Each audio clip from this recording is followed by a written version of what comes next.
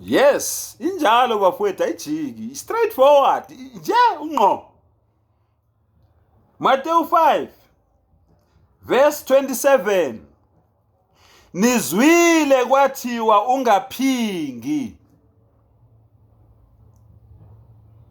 Kepha mina ngithi kini yilo nalowo obuka owesifazane amkhanuke usephingile naye enhlizweni yakhe. Allahu akbar.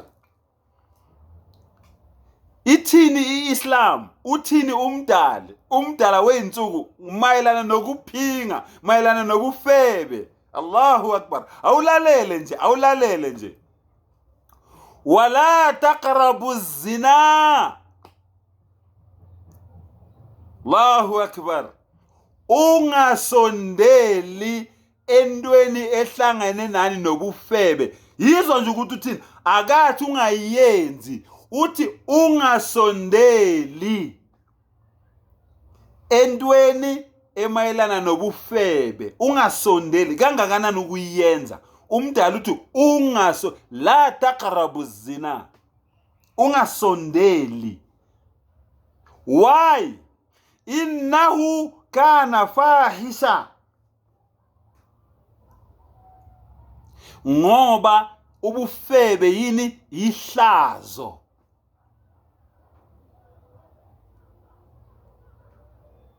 Ubufebe yini? Ihlazo.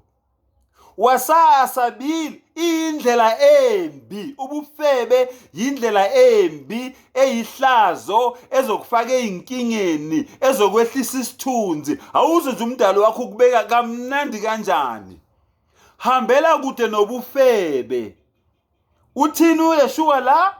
Wambuka ngeso lenkanuko, ungalalanga naye, usuphingile naye enhlizweni yakho.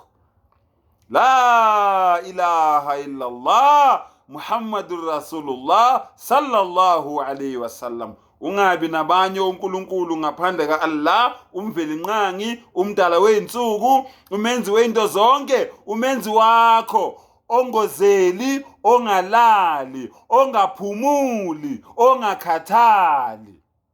Hambela kude nobufebe. Wena obenzayo wazi ukuthi uzenzela wena.